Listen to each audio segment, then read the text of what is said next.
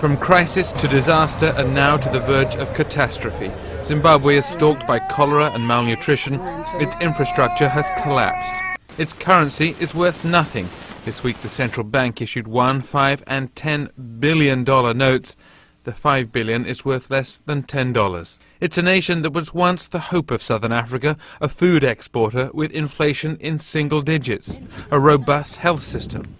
Now the plight of its people is drowned out by the slings and arrows of President Mugabe and his enemies in the imperialist West. I will never sell my country. I will never surrender.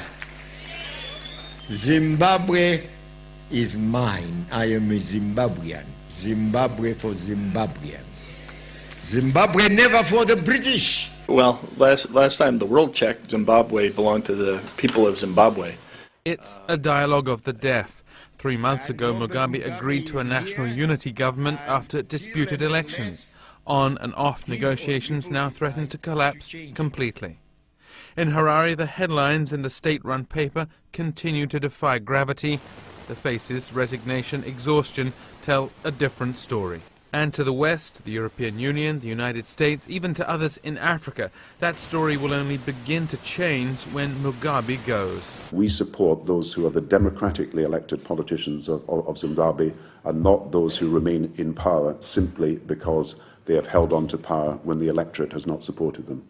But Mugabe has a loyal inner circle, including the military brass. Removing him would require the active support of Zimbabwe's neighbors, something Washington badly wants. And we think it is time for all countries who have what I refer to as unused leverage to use that leverage.